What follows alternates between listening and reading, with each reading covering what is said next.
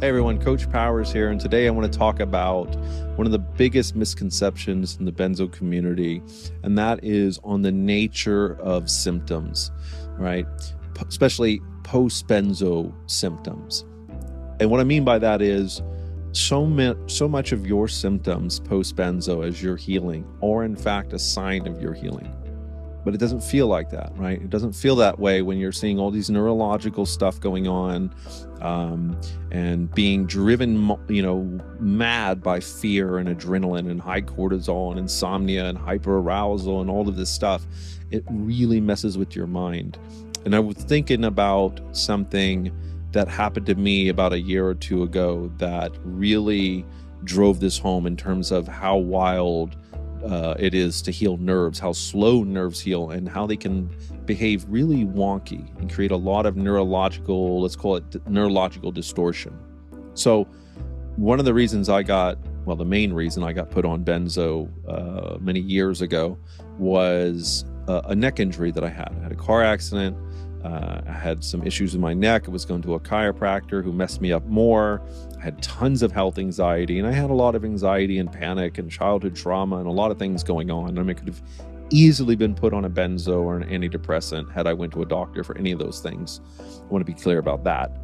But when I injured my neck and I was going to a chiropractor for about a year, and it just kept getting worse. It just kept, getting worse and worse. And I was going to doctor after doctor, specialist after specialist, could not get a diagnosis, being told it was just, it's just some tendinitis. And, meanwhile, I had a massive muscle spasm in my neck that was literally, it created what is called cervical dystonia. It was pulling my neck out of alignment, causing all kinds of pain. I couldn't sleep. I couldn't work. And then what happened was I started to form not just health anxiety, but a much more pronounced response, which is something called pain catastrophization. So what would happen is the second my neck would start to hurt, my limbic system started to latch onto that and create more or less a feedback system. So it would produce more anxiety, more hyperarousal, which made me more sensitive to my nerves and to the pain, which made me more anxious. And so it was just feeding back, spiraling, out of control. And what happened was it wasn't long before when I would have just a slightest little, pain in my neck, I would automatically, my heart rate would jump up. It would start beating fast, and I would start to deal with, symptoms of a panic attack, essentially. So that's more or less why I reached out to a doctor to get on Valium. Was more for the nerves, for as a muscle relaxer. But of course, naturally, it calmed my anxiety, my health anxiety, and a lot of that stuff cleared up tremendously. I was able to sleep. I got a lot of relief. And anyway, that's how I got on benzos. But that's not the point of this.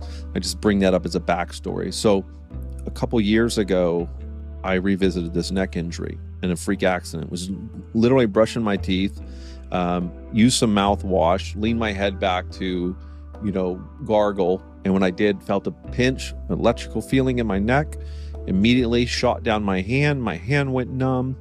And by the next morning, I had lost 85% of strength in my arm. So that distracted me. I don't know why it does that. Look at this.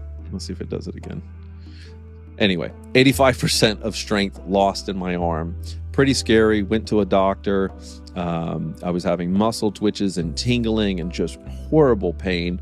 And my doctor said, oh God, this could be neurological. I think, first he told me it could be cancer. That's a whole nother story about these damn doctors and their fear mongering. I mean, that's just a whole nother story. I mean, why would a doctor say that when I'm clearly telling him I had a neck injury?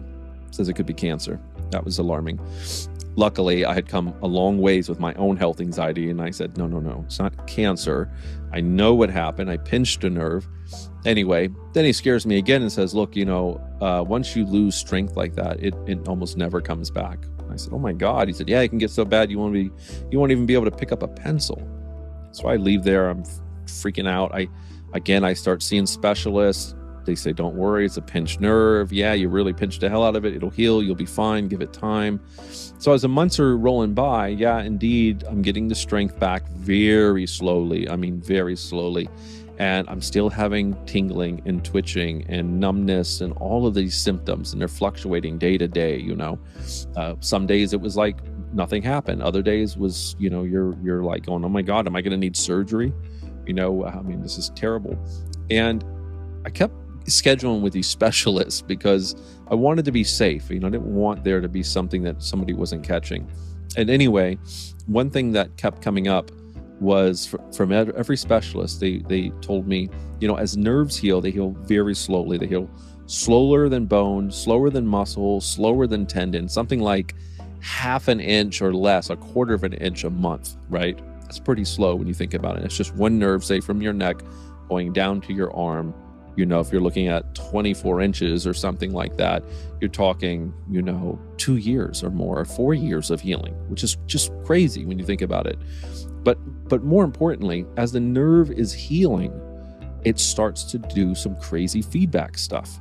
It's like a power line or a power cable, running through your house that's sort of been damaged, and it's sort of sparking and sending weird signals back to the source. And so I kept having this, understandably anxious response, because I'm thinking, why is it 6 months or a year out and I'm still having muscle twitches? I'd be sitting here working and my muscle would just be jumping in my tricep or shoulder or neck. All day, and just weird neurological stuff. And of course it messes with your head. You're thinking, this is a sign that I'm not healing. I'm going backwards. But of course the doctors kept reassuring me, Dave, that's how nerves heal. That's what it does. It is totally normal. So finally I realized, in fact, it is how nerves heal, and it is totally normal. That is very true. But I share this with you because it got me thinking about benzo recovery and the nerves in our brain that are healing, and how this can have a very similar effect, and how healing produces symptoms, right? Symptoms are part of healing.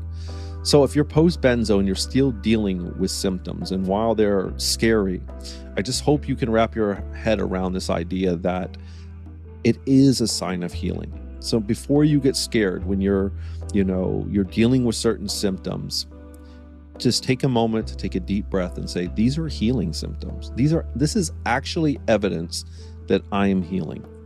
And if you can wrap your mind around that, they don't have to be so scary. They don't have to be what the fear is telling you. And remember, fear is a liar, right? Your limbic system has been traumatized, most likely. It's searching for danger, and it's going to send you this overwhelming message that there is something really wrong. No, they missed it. The doctors don't get it. No, you have brain damage, or you are different. You shouldn't be having these symptoms still, and all of this. And I'm here to tell you, look, as a benzo coach, everybody's different, and it can take longer than you'd like for things to heal. But the symptoms are a sign of healing, in fact. And also, just because you have symptoms, sometimes it can be, or many times it can be, really anxiety, stress, hyperarousal, fight or flight response, trauma responses. Like, it gets a little more nuanced than just receptor damage. Okay.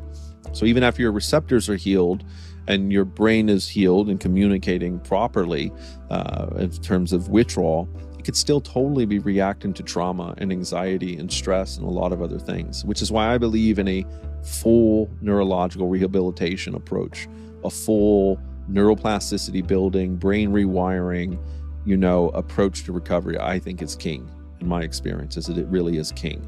And it can do a lot for you. I cannot stress that enough. And I get so frustrated because the louder voices in the benzo community still seem to be behind the bell curve about this. And they're spreading a lot of bad information, misinformation, telling you that these psychological approaches can't help, or exposures, or this or that, or things just go away once you're off the benzo. There's a lot of bad information, misinformation.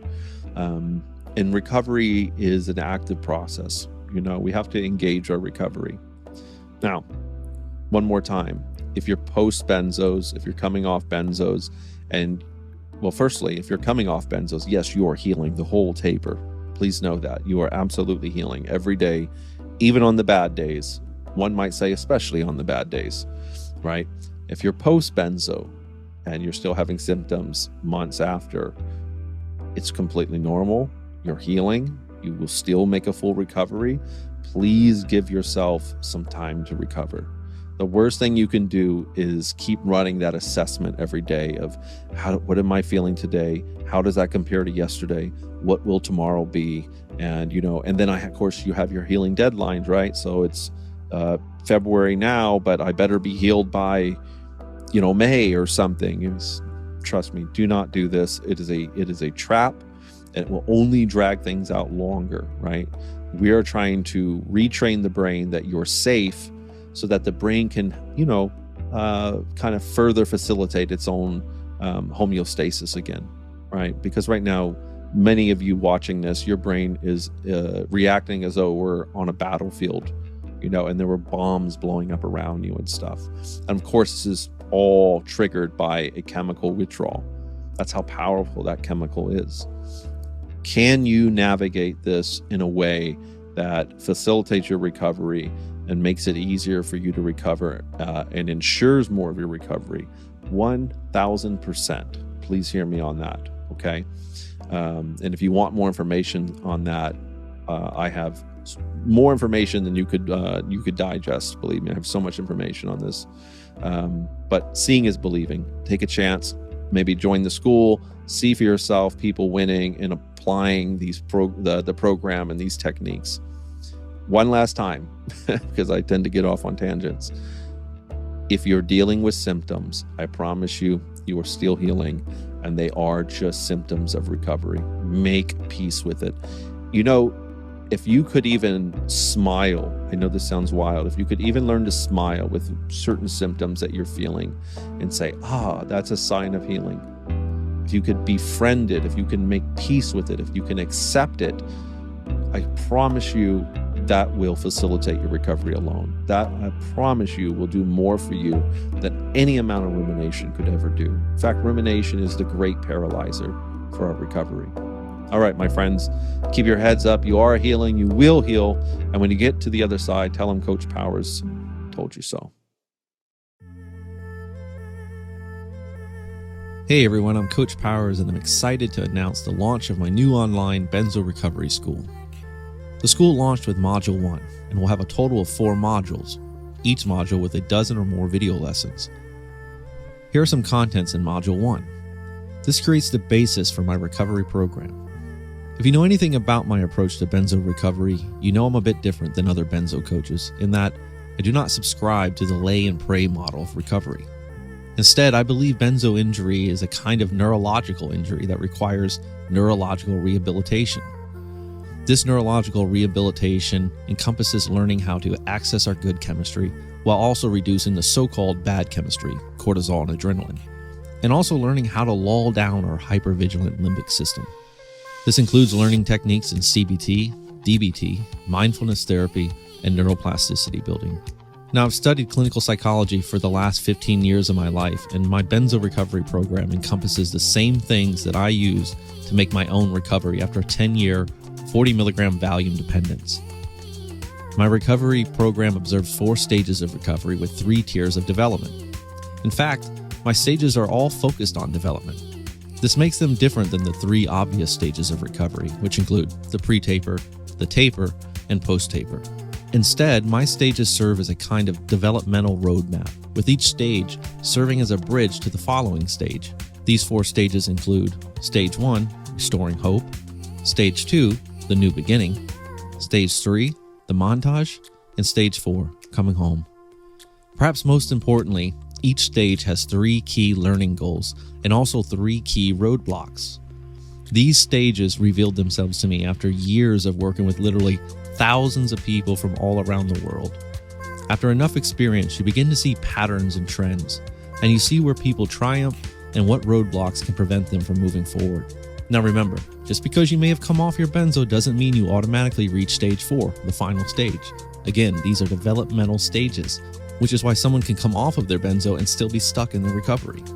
In fact, it's entirely possible to come off of your benzo and be stuck in stage 1. Here are some other features the online Benzo Recovery School offers. Aside from being a school, it's also a positive focused support group. And believe me when I tell you, my students are a different breed of benzo warriors. They are wise, they are driven, and they understand the mission. I, Coach Powers, will also be doing live video Q&A weekly in the community, talking, teaching, and answering questions from all of you. There will be downloadable resources such as a rumination and exposure therapy log, templates for checklists, and much more. Additionally, there will be new benzo sleep affirmation videos exclusive for the school, as well as new and early original content. There will be a regular benzo blog, benzo-related news, and even a private early screening for my benzo recovery feature film, Lake of Fire. All of this and only for a special introductory rate of $30 monthly while time lasts. So come join the positive community and let's work together on facilitating our recovery. See you there.